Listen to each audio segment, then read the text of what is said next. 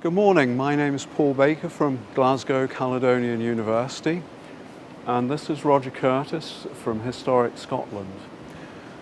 Historic Scotland has been funding a programme of research into improving the energy efficiency of historic and traditional buildings.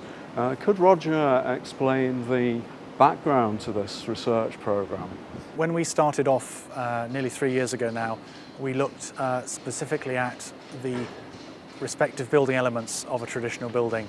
So walls, mass walls, thermal properties of mass walls, traditional glazing, thermal properties of sash and case windows, for example, and the improvements that we could make to those windows to bring them up to modern standard. We've also looked at thermal performance of floors, timber floors and solid floors, in addition to some of the other parts like performance of traditional roofs and measures by which that could be improved. One of the main ones that we started with was the walls, both in terms of how they performed unimproved, but also the types of insulation that we could perhaps look at putting in and the results that those gave. Roger, what do you think are the perceived or perhaps the real issues with improving the energy efficiency of traditional buildings? I think there is quite a big problem in people thinking that they can't be improved at all.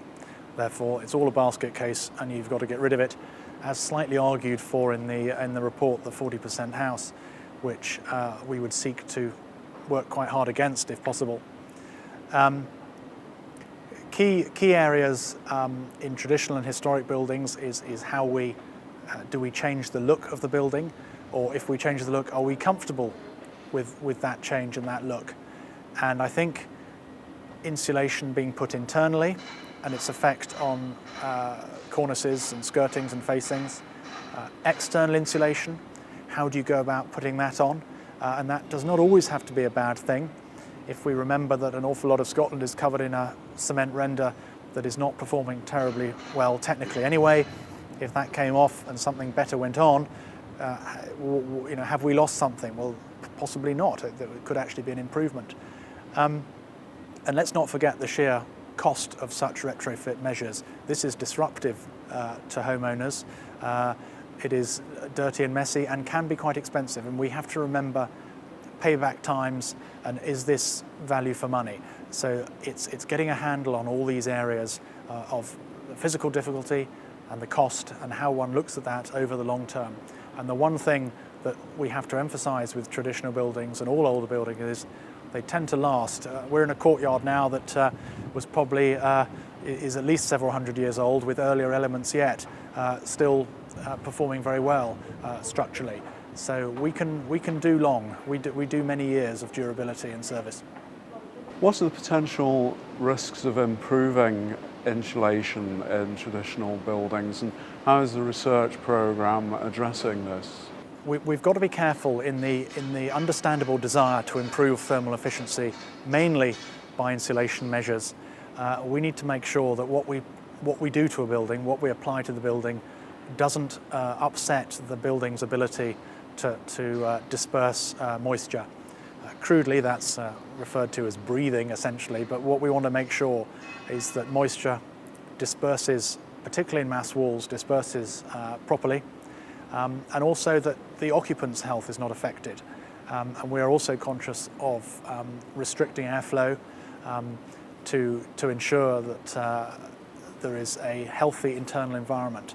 Excessive humidity behind insulation board can lead to timber decay and loss of thermal performance of the mass wall element itself, which, if it is dry and good condition, can perform tolerably well, although improvement is needed. And the research is looking at the different types of insulation that's available. In a project in Glasgow, we tested 6 different types of insulation material on a project, a social housing project internally, internal insulation. And we're awaiting the results once the building is occupied to see how these different products handle moisture. And at the moment, it's too early to say because we've really just tested them for thermal efficiency only. Results have been very good, but we need a moisture load internally in the building itself so we can see how the different products handle the moisture and making sure that the wall is able to disperse the water vapour as it is required to do. Why should we value our existing buildings? The whole issue of the value of the existing and traditional and historic built environment can be looked at in two levels. You can apply it purely at a cultural level, i.e. the beauty and shape and proportion and texture of what we have, but also slightly more subtle reasons of human grain, human scale, its usability by people, established urban centres and conurbations that are based on essentially a pedestrian layout and function. And I think we know that gives very strong links with identity, with attractiveness, with its desirability for visitors, and we mustn't forget Scotland's the importance of Scottish tourism and visitors who come to this country and look at it for its aesthetic qualities. But also the fact that the traditional environment is proven. A lot of these buildings have passed the 100-year test, possibly even the 200-year test, and in fact there is an ongoing value there of it's been built once.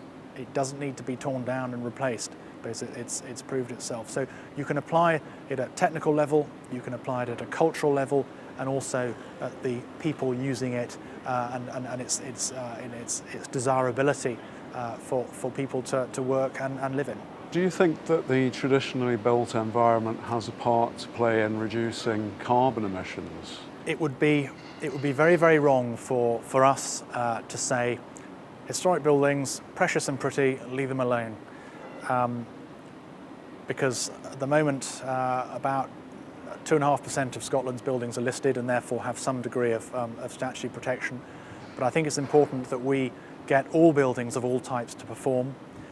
20% of Scotland's housing stock is built pre-1919.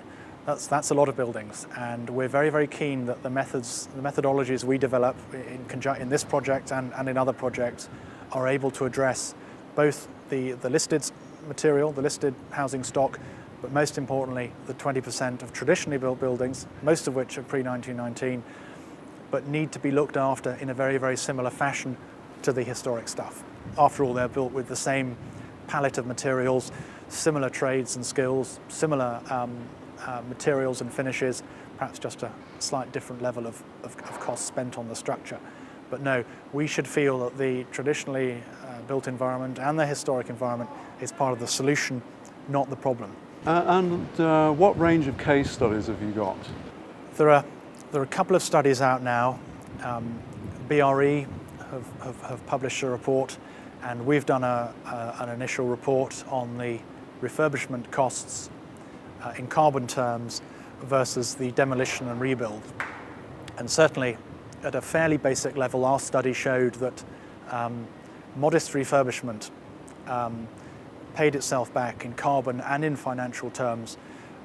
It had a greater saving than demolition and replacement with a very, very energy efficient modern building, simply because of the taking into account the demolition costs, the landfill costs, the disposing of the material, and also the embodied carbon or the carbon cost that comes with new materials and modern materials. And let's not forget, quite a lot of modern materials that allow a building to have a very low operational energy in use, come with quite a long carbon tail, particularly if they've been imported. And the durability of these products need to be looked at. Can they be repaired? How easy it is to get replacement parts, or are we dependent on having to replace the whole unit when a single part of that product actually fails? So there are wider issues of durability and sustainability, not just the point in time of the energy required in use at that moment.